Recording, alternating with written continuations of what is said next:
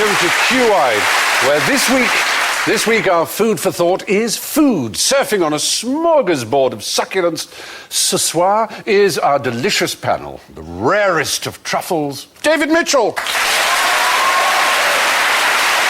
choicest of cuts, Rich Hall. The strangest of fruit, Jimmy Carr. And something furry that's fallen down the gap between the oven and the dishwasher, Alan Davis.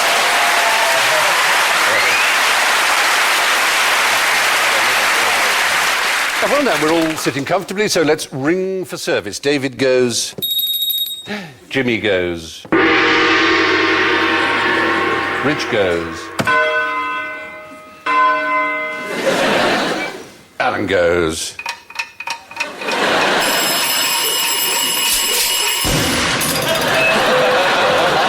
Right, now, before we tuck in, I've had a tongue down your... I've put a tongue. That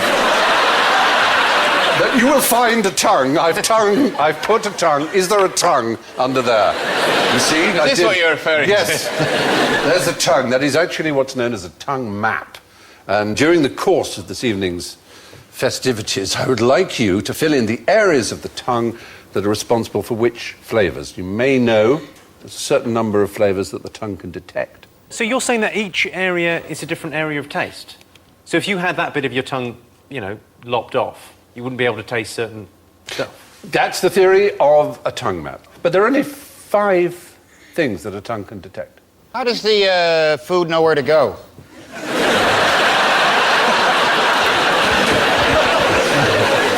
Anyway, while you're thinking about that, let's have a question. What kind of animal can you eat without killing it? Rich. Crabs, unintentionally. In the South. Yeah? In the deep South, in the bayou. On the bayou. Bayou. Yeah, yeah. Freshwater mussels, they just pick them right out of the water, and they'll have these tiny pink crabs crawling on them, and they're considered a delicacy. And they're alive. They're alive when you swallow them. These are things you can eat fully, an animal food stuff, but you don't kill the animal. So something that sort of comes through like sweet corn, except it's still running around. Oh! Is that what you're saying? No, I'm not saying it passes through the totally entire unharmed. digestive system. Right, no. oh, right. No. But it stays in you and sets up a community. Whatever they put in Yakult. Well, they whistle on about that, don't yes, they? bifidus digestivum. How? Or L. Casei How stupid do they think we are? David, you know these things. I'm so Well, impressed. I spend a lot of time watching television, and listening to the new made-up science is very entertaining. I love the made-up science where they go, do you want to buy a tiny pot of off milk? Yeah. Yes! And they say it's always such a good deal. Just try it for 9 weeks, and then if you don't feel better, then give up. Because actually, if everyone tries it for 9 weeks, we're in the money. And do ladies sit around discussing bloating a lot? Is that a thing that happens? Have they tried, in the ladies, advert? if there are ladies Because watching this, and they've been talking about bloating, Have they been doing have they bloating? tried farting like a doctor? Oh. Because it works remarkably well for me. Trying to get someone to pull their lady finger. bloating. Lady bloating is different, I believe. Oh, they bloat differently. I believe so. They also talk increasingly on the television about being constipated as well. I've noticed In there's general, the that- standard of female conversation seems to be plummeting. That's true. What happened to the little ladies who used to be so refined? Anyway, no, because, I mean, actually, in a sense, you're probably right about bacteria, which would possibly pass through us and all the way and not be killed. But this is actually a delicacy. And I'm inclined to give the point to Rich, because he's sort of accidentally right, only he's sort of wrong as well. It's not the story of my life. It's one of the most popular foods, almost a national dish in some ways, of Florida. Tapeworm. Not tapeworm. Though that, again, is a sort of candidate for the answer. Didn't the tapeworm used to be a dieting thing? Yes. At the turn of the century, people went dieting and exercise, well, bad. There'd be a pill with a tapeworm And it would take it down, it would eat things. How did... That must work. Why don't we do that? It works very well. Well, there's the awkward moment when this tapeworm's got a bit large. The time has come to remove this, awful 10 yards of worm. Yeah, you want to tie a string to it. You have to tempt it out with a little salty drink near your mouth. You have to tempt it out with a salty drink. This I don't know what brilliant. No, but apparently that's how they dealt with tapeworm. One end or another, you tempt it out with a bit of food. Yeah. Well, I know which end I would prefer. Yes? Which end would you? just saying. Which? What? You'd rather pull it out of your mouth than your arse? I think I'd go arse rather than mouth and tapeworm. Sure, that's all. Well, I'm just saying. I think I'd have to have experienced a giant worm coming out of both orifices before I'd decide which was the least unpleasant. It's only one. And it turns out that's actually a question I don't want to know the answer to enough. Tempt it up like that. Tempt it up a bit. Get it up there. Get its head out. And if you don't like it, take the thing away and put it down the other end, and But then it'll do a bit of a Yui, and which could be agony. that could be agony. Tapeworm turning round inside you. Does it sort of reverse into the appendix and go round, or? I think they can go, but they don't really move anyway. They just sit with their mouths open, don't they? Yeah. And they clamp themselves onto your. That's the thing about The wall of your tummy. They hang on. Aren't you supposed to sort gut. of, when you tempt them out, which at the end of your preference, don't you then sort of roll it around a biro or something? You know a lot about this for a man that's never tried it from either end. Yeah. I don't know that it's obligatory to tie it round a biro. I don't think you have to. I mean, have you heard somewhere that, what if you didn't, it would... What I heard is that you tempt it out, its head or whatever, one end of it comes out, and then you sort of roll it around something. There must be nothing more depressing than to hear a tapeworm snap.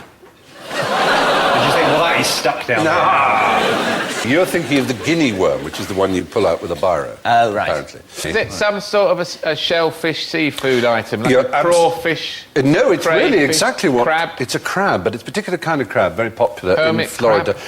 It's a stone crab. Oh, right. Stone crab claws are very popular. There is a stone crab, and the fishermen catch the crab, they snap off the claws and throw the crab back in, and it takes about a year for its claws to grow back. But it is considered a great delicacy, usually served with a sort of butter and mustard sauce, very popular indeed in restaurants up and down America, but particularly, as I say, in Florida. What does it do for a year then, armless down, wandering about? I mean, it's up to himself. So the crab is dismayed when it loses its claws, thinking, now I can't get any work done. All that stuff, I'm trying to rearrange the seabed. It'll be a year before I can do any of that. I'm just going to have to lay up. It's almost like they're sort of fruit-bearing animals, aren't they? That's pretty similar to that, exactly. Yeah. Like an apple tree has its apples taken off, but the next year it grows more apples. So maybe they're trees. They're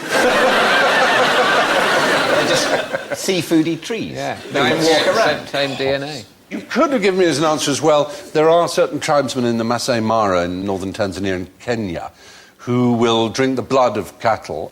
You know, not kill them, but sort of slit the throat a bit and drink the blood, mix it with milk, actually. And then they bind up the wound again, and so they don't kill the cow. But that practice is dying out a bit. They mix it with milk, so they think that cattle have two drinks. You can have one or the other, or a mixture of the two. Fantastic, these two-drink animals. Anyway, stone crabs it is. They're returned to the sea alive and their claws have been taken off.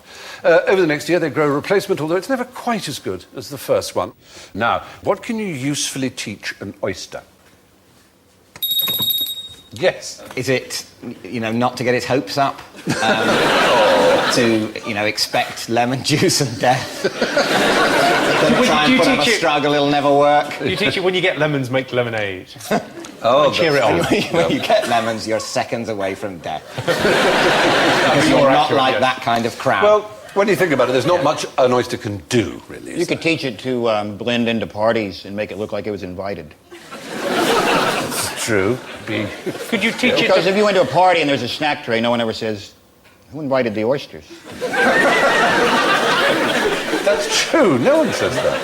Can you teach them how to do impressions? They do a brilliant impression of a whelk. You could probably teach it rudimentary percussion.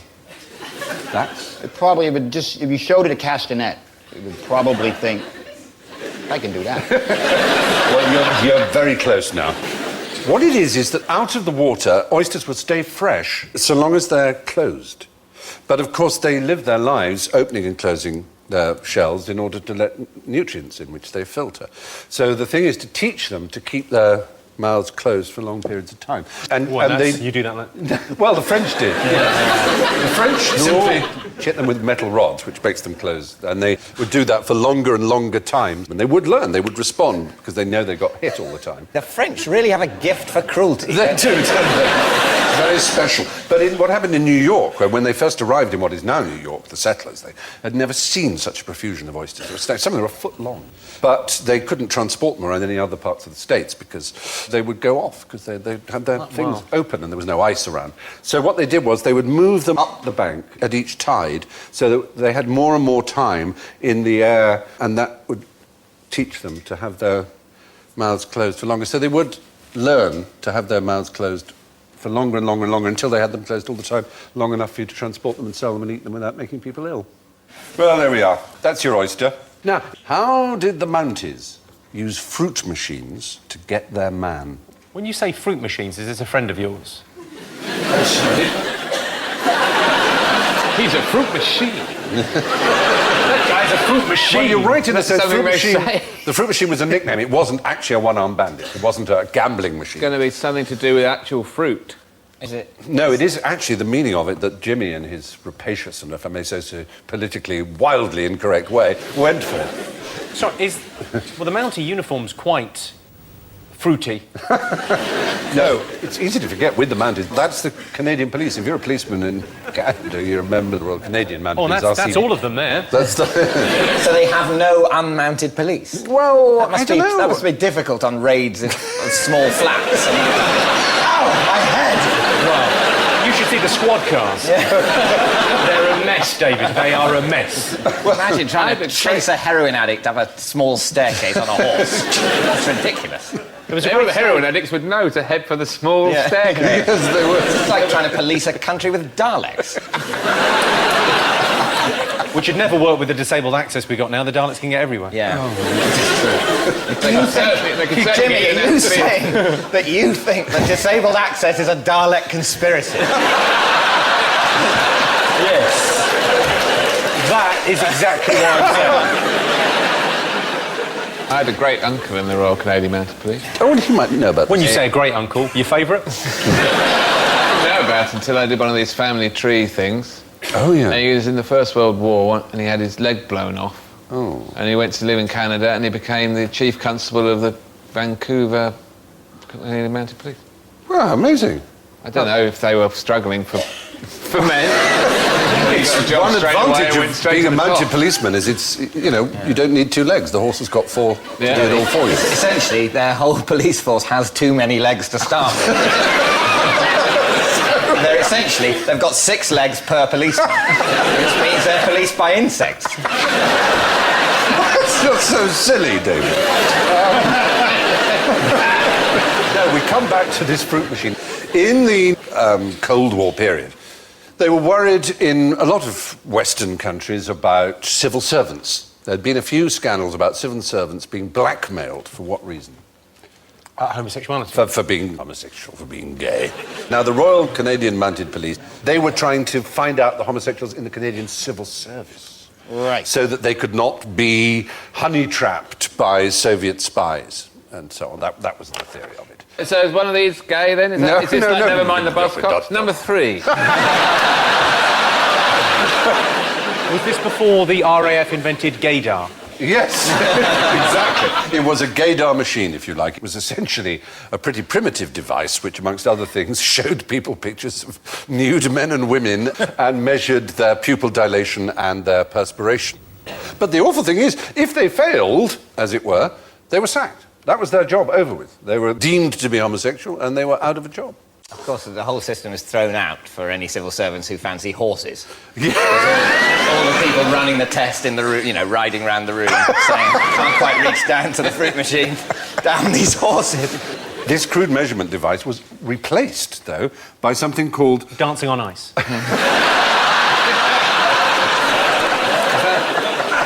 Do you like dancing on ice? Is this a trick question? Yes, I do. You're out. Okay. You've got to answer, it's to die for. It's a plethysmograph.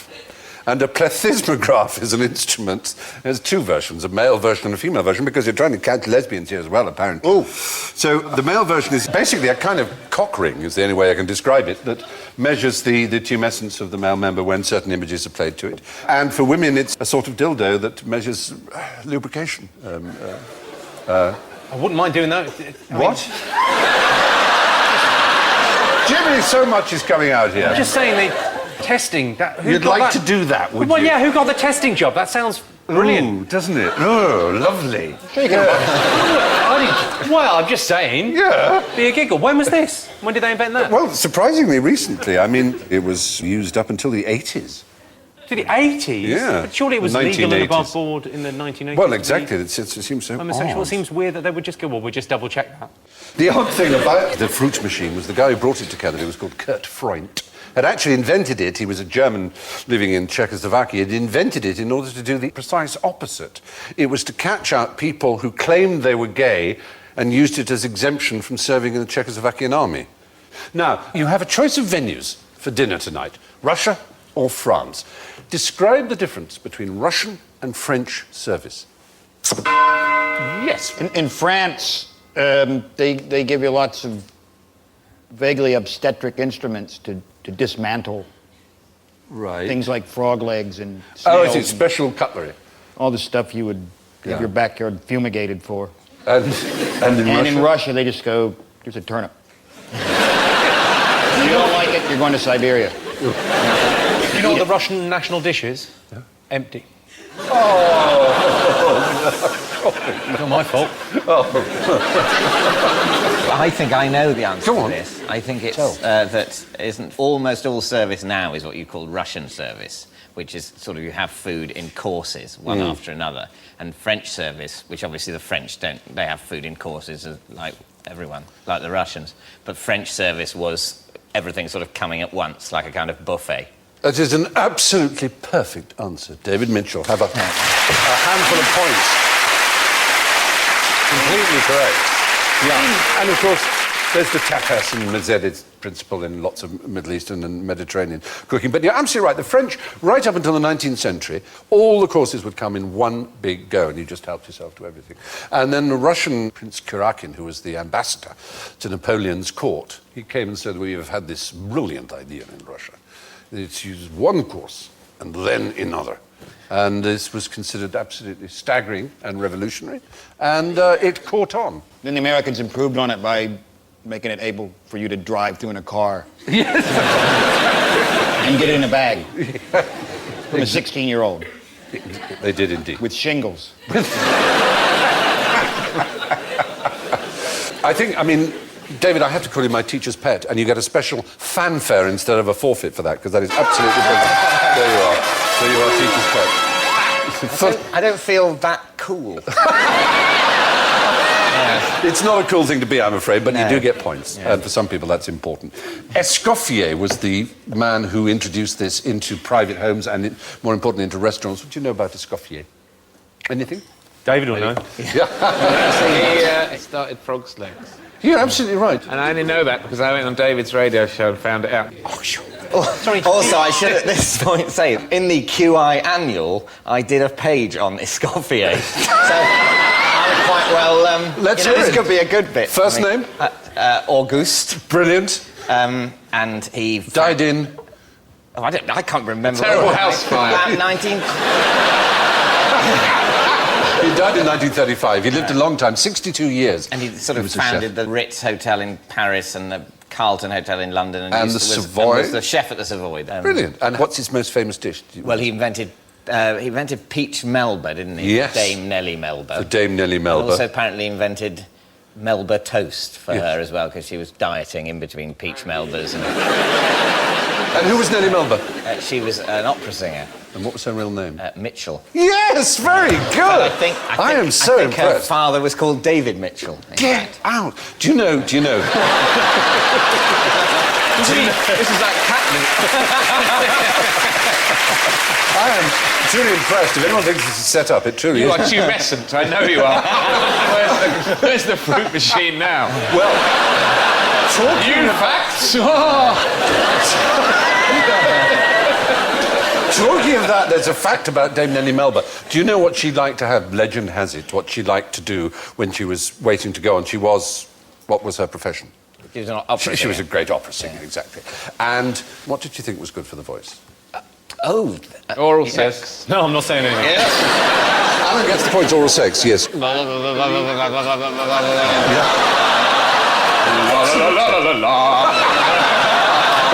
It turned her from a dramatic soprano into a bass, unfortunately. Anyway, I mean, I don't know, can I make you a double teacher's pet? Yes, I can. I'm going to give you another fanfare because that was so extraordinary, your day. Yeah, look at that. Bravo. Yeah. I don't want to rain on your parade, but if you look closely, Stephen's pupils have gone 10 times bigger. I am, as Alan rightly said, aroused by people who are passionate about interesting facts. Now, the fact is, until Escoffier introduced service à la Russe to Western Europe, meals were normally served all at once and eaten in whatever order you fancied. Now, since I gave up Greco-Roman wrestling a few years ago, I've put on quite a few pounds, as you might be able to tell. Do you have any tips on how I can turn this fat back into living muscle? When you say you've given up Greco-Roman wrestling, you can't change who you are, Stephen. No, I know. Who do you think invented Greco-Roman wrestling? Greeks and Romans.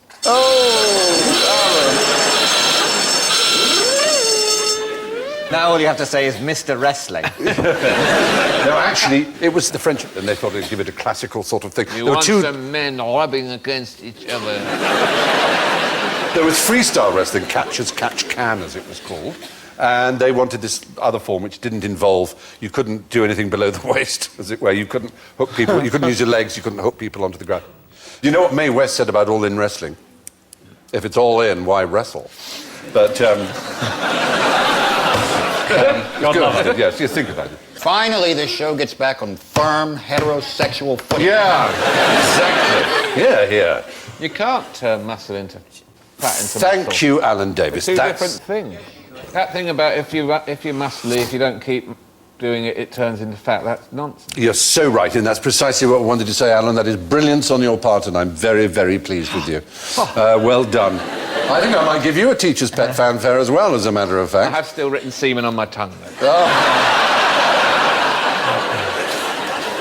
Well, at least you've just written it. As I used to... You know, boys who rub me up the wrong way come to a sticky end. So, this idea that fat turns to muscle fat, it's nonsense. It's like saying your toenail can turn into your ear. I mean, they're just two completely different substances and parts and metabolisms and structures of the body, and they're not the same. Now, what is the worst thing to eat for tooth decay? Ooh.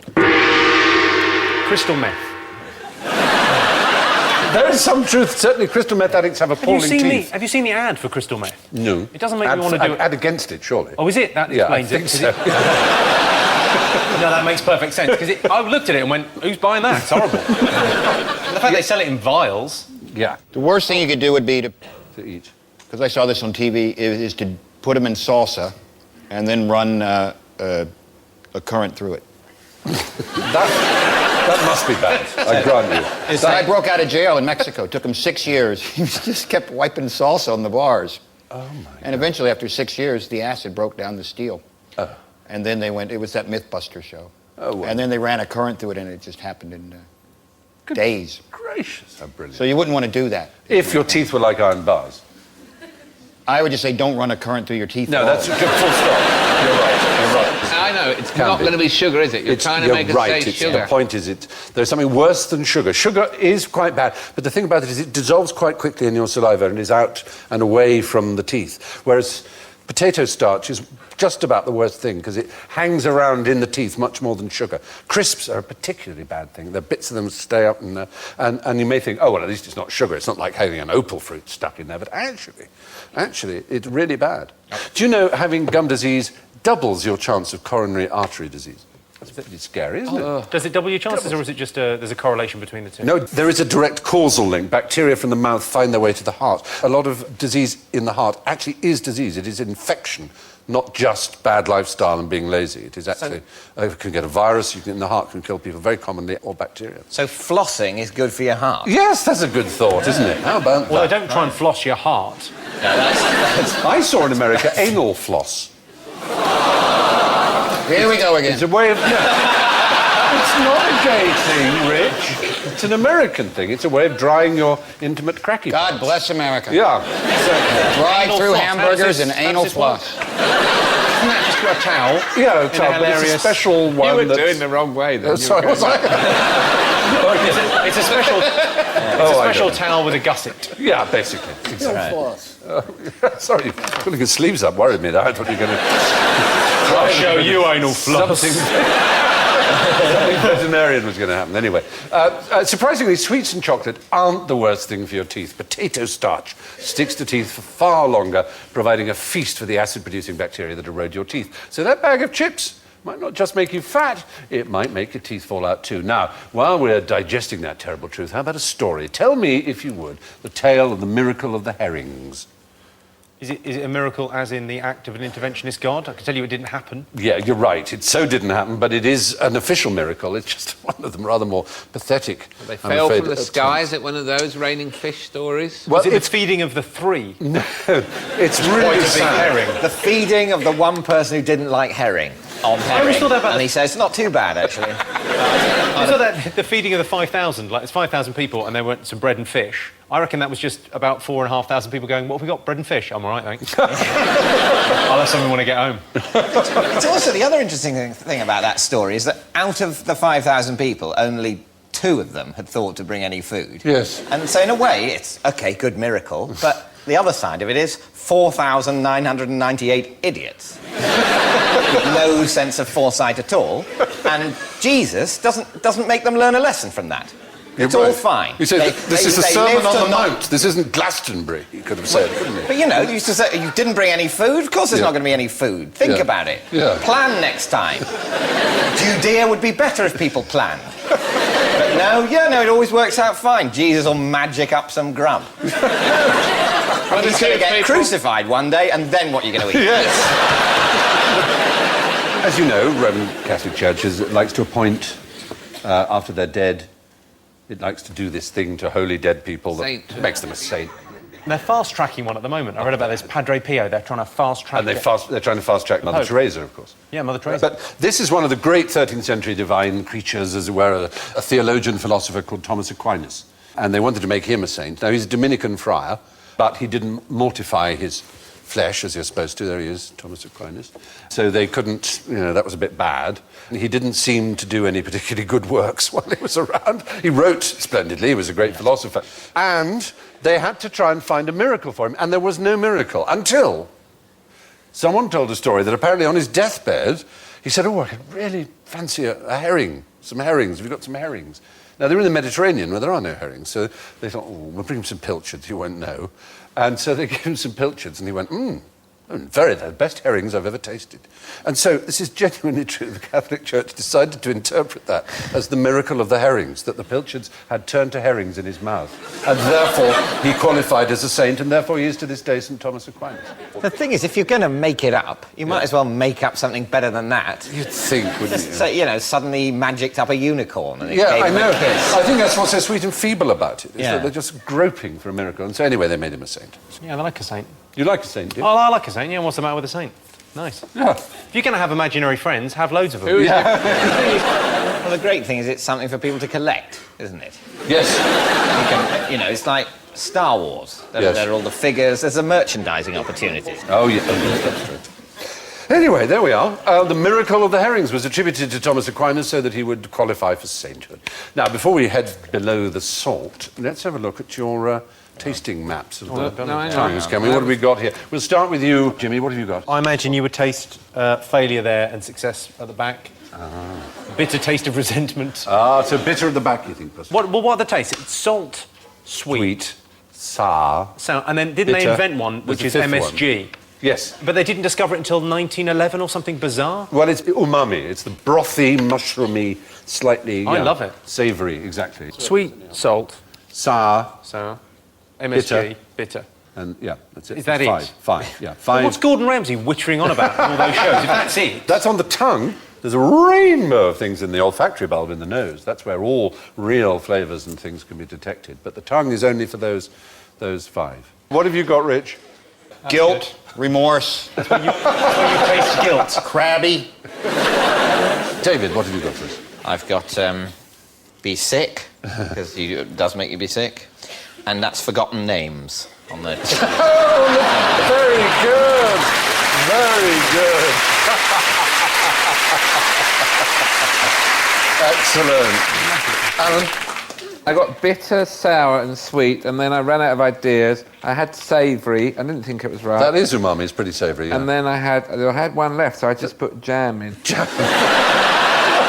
Well, for all we know, your tongue may. Are any of these right? No, the fact is, actually, all this, the whole tongue map idea is actually nonsense.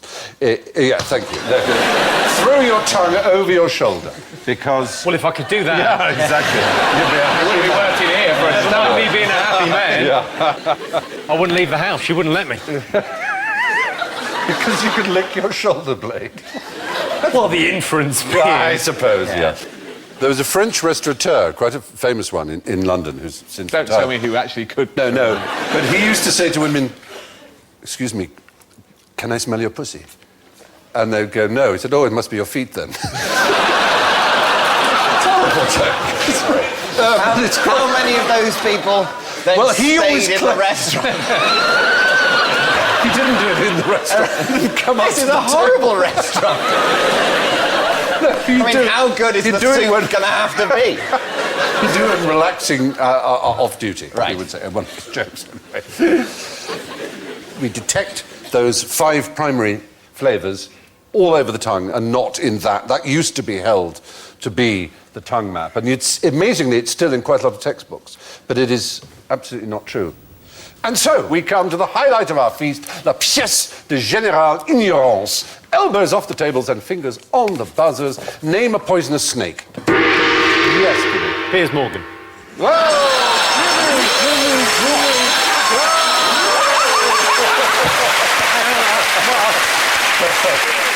Poison is not the same as venom. It can't be. Because there are loads of poisonous snakes. You sounded so like Jonathan Creek just then. You suddenly hit Just somehow with the pen, it was just so right. You went, I've got it. I've got the answer. It can't in a locked be. room. There are lots of them. It's Yeah, a well, trick. we haven't named one yet. I'm not going to. They're all going to be up there. I refused. You're so right. It could have been... Because You were hoping... we were hoping you'd say cobra and He said it! rattlesnake. And all those sort of things. But of course, the word poisonous does not apply to them. It means if you eat it, it makes you very ill or kills you. But venom goes... Venom is something injected into your blood. So those are all venomous snakes. But there are only 2 poisonous snakes we could find. Ones that if you ate, they would kill you. You know, like a poisoned fruit or a poisoned berry. And they are, in fact, there's the Japanese grass snake. Rhabdophis tigrinus becomes poisonous by eating toxic toads, in fact. And it stores them in little glands in its neck. If you eat that, you'll die. Or there's the Thamnophnis sertalis, which is the common garter snake. Stephen. Yeah. What are you talking about? It eats a poisonous newt, an orange-bedded, rough-skinned newt. Now, what shouldn't you eat before bedtime? Again, once again, it's a trap. Yeah, I can... Yeah. Cheese! Bad dreams gives you bad Supposedly dreams. gives you, well, apparently, according to a study, it's been debunked in 2005. Apparently, it gives you actually good dreams. On the other hand, the study was instituted by the British Cheese Board. You called the British Cheese Board! Yeah, I know. Oh, God. I think they're aware of the joke. But no, but they make the point that there's an amino acid in cheese, as there is in milk and all dairy products, called tryptophan, which is a thing that gives you peace and joy and tranquility and helps you sleep. No, that's diazepam. That's also diazepam. But tryptophan is a natural one. I don't think it makes it better that they're aware of the joke. They've made their name a joke. The British Cheese Board. Manufacturing cheese is not a joke. Why would they turn their name into... And you make your name of your organisation a joke. It sits there dying like a joke on a fridge. A joke should be cracked and then you forget it. But no, it's there on all the stationery note and paper. everything. You're right, the British Cheese Board, and it becomes less and less funny each time, doesn't it? It's like a headline... I work for the British Cheese Board, please don't say anything. There was a headline on the BBC website when BA's profits went up, and they said BA's profits soar. Why is that better? Yeah. No one's going to laugh because you've said soar like a plane would soar. Just say go up. Just avoid, say not go up because planes go up. Say increase. Do anything to avoid that awful half limping, fetus of a joke. You're right. You're so right.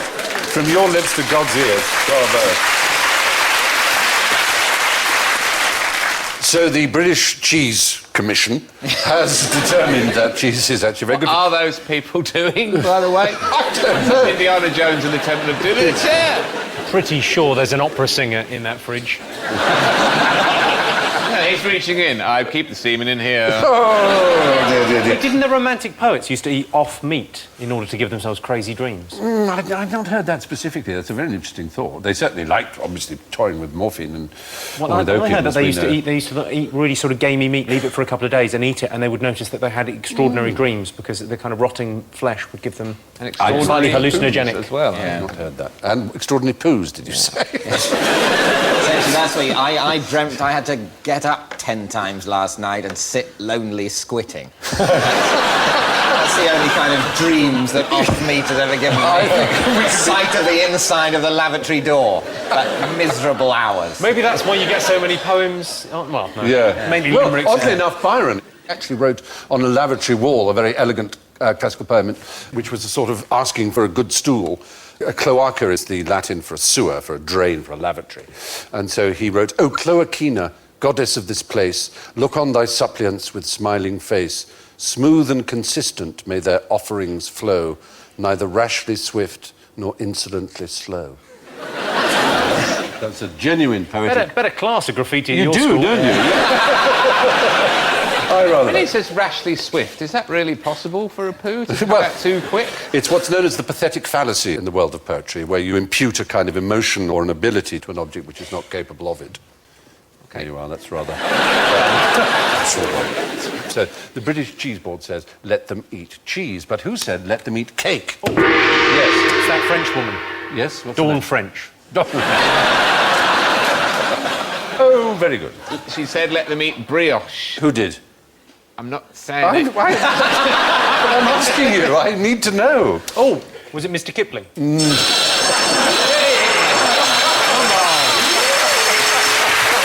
Oh, Jimmy. Oh, no. Marie Osmond. Marie Osmond. Kirsten Dunst. No. Kirsten Dunst in that shocking film. It's the worst film ever made since Revolution with Al Pacino. Did it involve cakes? Poor Oh, a Marie Antoinette film. Yes. Oh, was it? So would you say, what? Yes. Who said it? What you said. Marie Antoinette. Wait, why are you keeping on saying Marie Antoinette? Because I wanted that to happen. No, Marie Antoinette didn't say it, or if she did say it, she was quoting it. She was born in 1755, as every schoolboy knows, and the phrase was seen in print in 1760, and Jean-Jacques Rousseau claims to have seen it in 1740. So it's an old thing. It's this idea that it was Marie Antoinette is not true. I think it's unfair. You want to hear the whole conversation. Yeah. They haven't got any bread. Let them eat cake. They haven't got any cake either. Oh, I understand this is a problem. Yes. I'll in some way talk to the ministers about it. We'll see what we can do. That might well have been the accusation that one grand lady or another committed this particular gaffe was in circulation at least 15 years before Marie Antoinette was born. Now, what makes up more than 70% of the internet? Ooh. It's my personal collection, isn't it? Of what? Of gentlemen's special interest literature. I think we know what you're talking about. Well, if you're going to be like that... No, it's quite surprising. They did a survey on behalf of the American Civil Liberties Union, who were very annoyed about some legislation that Bush was trying to push through, which they thought somewhat prohibitive of personal liberty, and they discovered that less than 1% of the internet is pornography. Less than 1%. You say that, but I was typing do. in a thing the other day about... I wanted to know why German people are so fastidious. So I typed in German anal, and it was... I lost a week, Stephen. You are so bad. You emerge bleary-eyed. Finally pull back the curtain. I need after fluids. 7 days. Of all email traffic, 85, in fact, up to 89%, is spam. It's as simple as that. Trying to sell you Xanax and penis enlargement. Exactly. Soft Cialis, whatever that is. The annoying thing about those, I get loads of them, most of them from my girlfriend, but it's the ones from my mum that really hurt. Oh. Yay! Oh. Yes, a recent study has established that the World Wide Web is less than 1% pornography. And on the other hand, 89% of all emails are spam, which is good news if you're looking for cheap pills or you want to increase your extremities. The exciting thing is that brings us to the coffee and liqueurs, as it were, to the end of our little dinner and l'addition, s'il vous plaît, garçon. And let's have a look at the scores. Well, it's pretty unsurprising to those who've been paying close attention that our runaway winner with a full 10 points is David Mitchell. Hurrah! It's well done to David with 10, and it's medium with -2 to Rich Hall. Way! And it's a very rare third place for Alan Davis with -12.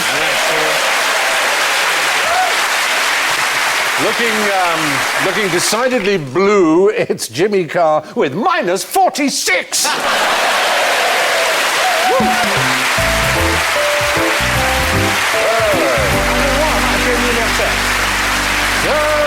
It only remains for me to thank my fellow diners, Rich, Jimmy, David and Alan, and to leave you with the reproving words of our favourite Dame Nellie Melba, on being presented with a gelatin-based pudding which had not been allowed to set properly.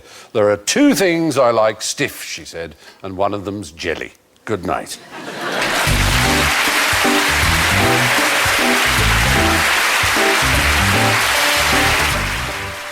Colin Firth stars as a man struggling to rebuild his life in the late-night film. Next on BBC Two. From BBC Films, the psychological thriller Trauma is coming up in just a few moments.